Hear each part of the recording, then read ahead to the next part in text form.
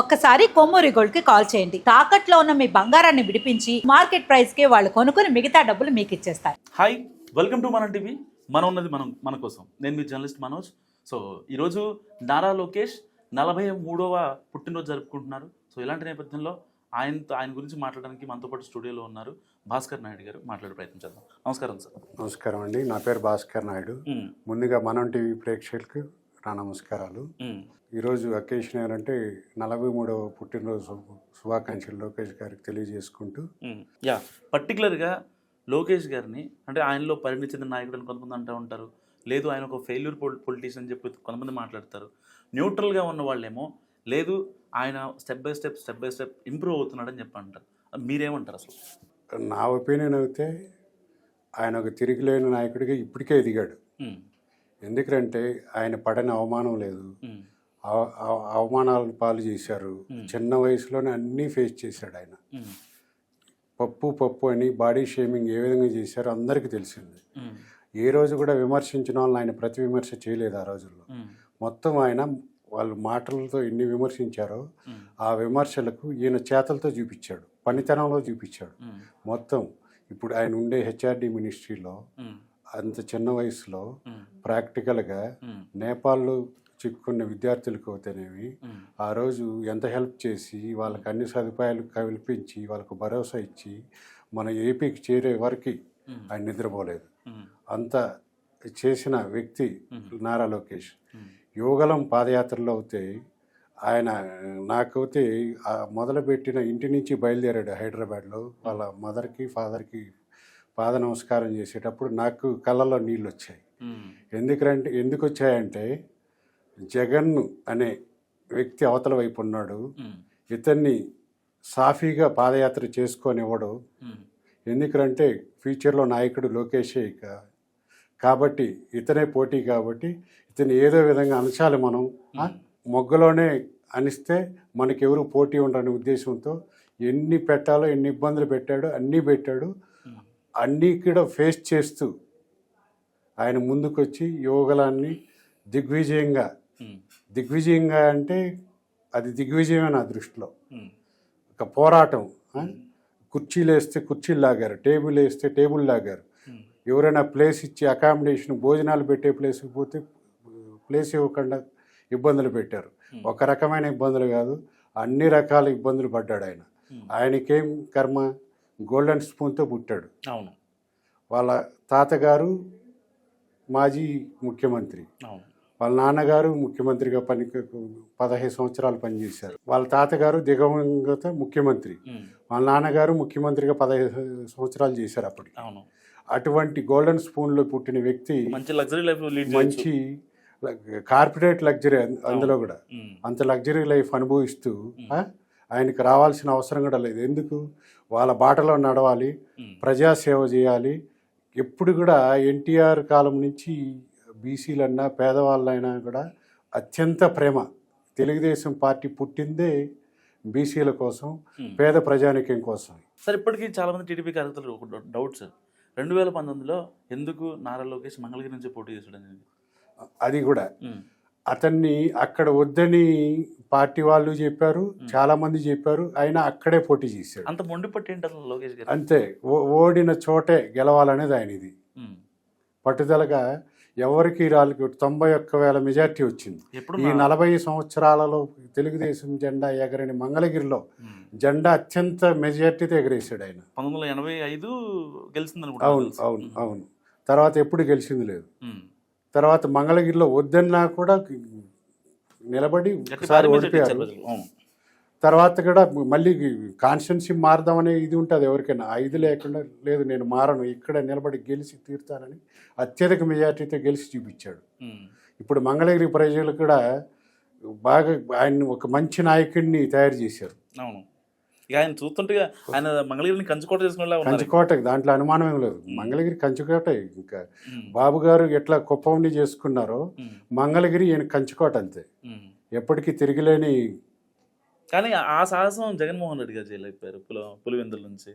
వాళ్ళ అమ్మనేమో గౌరవ అధ్యక్షురాలుగా ఉన్నామేమో వైజాగ్ వైజాగ్ పంపించి ఎంపీగా, ఎంపీగా ఆయన మాత్రం సేఫ్ జోన్ లో ఉండి చేశారు. ఆవిడ మొదలు ఓడిపోయింది, ఈయన గెలిచారు. ఆయన బుర్రే ఇంకా తెలిసిందే కదా, కాబట్టి ఆ బుర్రను ఉపయోగించి అక్కడ పెట్టాడు. వైజాగ్ ప్రజలు తెలివివంతులు కాబట్టి ఆమెని పంపించారు వెనక్కి.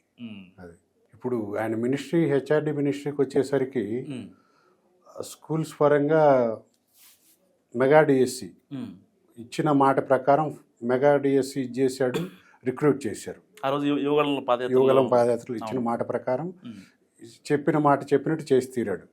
అదేవిధంగా మెగా పేరెంట్స్ మీట్ ఇప్పటి వరకు ఎవరు పెట్టలేదు. అది నిజంగా అద్భుతం సార్. అది చాలా బాగా చేశారు. అది మెగా ఆయన ముఖ్యమంత్రి గారిని కూడా పేరెంట్స్ మీట్స్కి తీసుకెళ్ళి అది చాలా మంది హృదయాలను కదిలించింది. ఇప్పటికీ పేరెంట్స్ లో కూడా ఇండియా మొత్తంలో గవర్నమెంట్ స్కూల్స్ లో పేరెంట్స్ మీటింగ్ అంటే ఏదో తూతు మంత్రంగా జరిగిపోద్ది, చాలా మంది రారు. అవును, కానీ కూటమి అధికారంలోకి వచ్చిన తర్వాత ఎప్పుడు పేరెంట్స్ మీటింగ్ పెట్టిందో అదొక పెద్ద టెంట్లు వేసేసి అక్కడ ఒక ఈవెంట్ లా క్రియేట్ చేసి పూర్వ విద్యార్థులను రమ్మని మాట్లాడించి ఆ పేరెంట్స్ తో ఇంటరాక్ట్ అయ్యే విధానం నిజంగా అంటే ఆ సీనరీ అది ఎలా అనిపిస్తుంది అంటే ఒక ప్రైవేట్ స్కూల్ ఎన్విరాన్మెంట్ అనిపిస్తుంది. కరెక్ట్. ప్రభుత్వ పాఠశాలలు కూడా ఒక కార్పొరేట్ పాఠశాల లాగా అంటే సర్వీస్లో అంత బాగా ఇప్పుడు టీచర్స్ కూడా వాళ్ళకి కావాల్సిన సమస్యలన్నీ తీరుస్తూ ఉన్నారు. అట్లే ఫెసిలిటీస్ కూడా ప్రొవైడ్ చేస్తున్నారు. వాళ్ళకి కావాలని సిలబస్లో కూడా మార్పులు తెచ్చారు. ఇప్పుడు లేటెస్ట్ ఈ సొసైటీకి తగ్గట్టు ప్లాన్ చేస్తున్నారు. స్టూడెంట్స్ కూడా హ్యాపీగా ఫీల్ అవుతున్నారు. ఇప్పుడు వాళ్ళకు భోజనాల విషయంలో కూడా చాలా క్వాలిటీ పెంచారు. ఇప్పుడు ముందులాగా కాదు, ఇప్పుడు క్వాలిటీ బాగుంది, చాలా బాగుంది. సార్ పర్టికులర్గా కేంద్ర ప్రభుత్వంలో అంటే మోడీ గారు ఎందుకు నారా లోకేష్ గారికి అంత హై ప్రయారిటీ ఇస్తున్నారు? కంపేర్ చంద్రబాబు నాయుడు గారు కానివచ్చు, పవన్ కళ్యాణ్ గారు కావచ్చు, ఏంతో కలిసి ఆనందినే వాళ్ళు, నిజమేనా? అది లోకేష్ గారి ప్రతిభ వల్లనే ఆయన గుర్తించారు. ఆయనకు ప్రతిభ ఉంది కాబట్టి మోడీ గారు ఆయన మంచి ఆయన 100 మందిలో ఒకరిని పిక్ చేస్తారు ఆయన. అంతే కదా, ఆయన గుర్తించాడంటే ఇంక అర్థం చేసుకోవాలి లోకేష్ గారిని. అది కూడా ప్రధానమంత్రి అపాయింట్మెంట్ అంటే 5 minutes 10 minutes ఉంటుంది. అటువంటిది గంటన్నర ఇస్తున్నారంటే దాన్ని బట్టి అర్థం అవుతుంది ఎంత ప్రయారిటీ ఇస్తున్నారు మోడీ గారు లోకేష్ గారికి అనేది. ఆంధ్రప్రదేశ్ భవిష్యత్ అనేది లోకేష్ గారే. ఇంకా ఎందుకంటే మా పార్టీని గొప్పగా చెప్పడం కాదు, ఆయన భవిష్యత్తు అంతే, దాంట్లో డౌట్ లేదు, డౌట్ ఏమాత్రం అవసరం లేదు.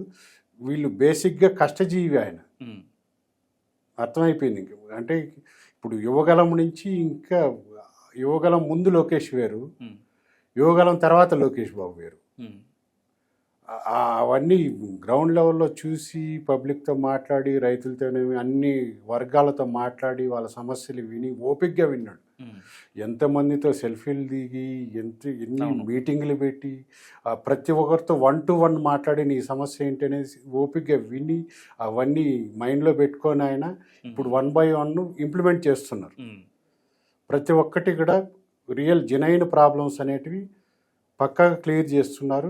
ప్రాబ్లం అంటే గుర్తొచ్చింది సార్ నాకు, ప్రజా దర్బార్ ఇప్పటికీ అసలు మిస్ అవ్వకుండా పెడుతున్నారు సార్ మంగళగిరిలో. అవును, చాలా నిజంగా అద్భుతం అది.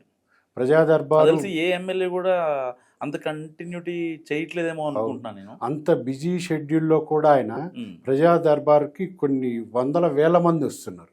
అది నిలబడుకోనే, మామూలుగా పోతే కొద్దిగా దర్పం చూపిస్తారు ఎమ్మెల్యే కుర్చీలో కూర్చొని ఇచ్చేసిపో పిఏకి అది ఇది, అటు కాకుండా ఆయన స్వయంగా అర్జీలు తీసుకొని చదివి అప్పటికప్పుడు కొన్ని సాల్వ్ పరిష్కారం చూపించి కొన్ని పరిష్కారం కానట్టు అధికారులకు చెప్పి చాలా బాగా అద్భుతంగా చేస్తున్నారు. ఇది అందరికీ కూడా ఒక ఆదర్శం. చిన్న వయసులో అతను ఇంత ఇనిషియేట్ తీసుకొని చేస్తున్నాడంటే పక్క ఆంధ్ర భవిష్యత్తే. నారా లోకేష్ గారికి ఒక పార్టీ లీడర్గా, కార్యకర్తగా మీరు ఇచ్చే సలహా ఏంటి? ఆయన పుట్టినరోజు నాడు ఆయనకి సలహాలు ఇచ్చే అంత టోలం కాదు, కానీ చూస్తూ ఉంటారు కదా కొన్ని మిస్టేక్స్ కావచ్చు, ప్లస్లు మైనస్లు మీరు అబ్జర్వ్ చేస్తూ ఉంటారు.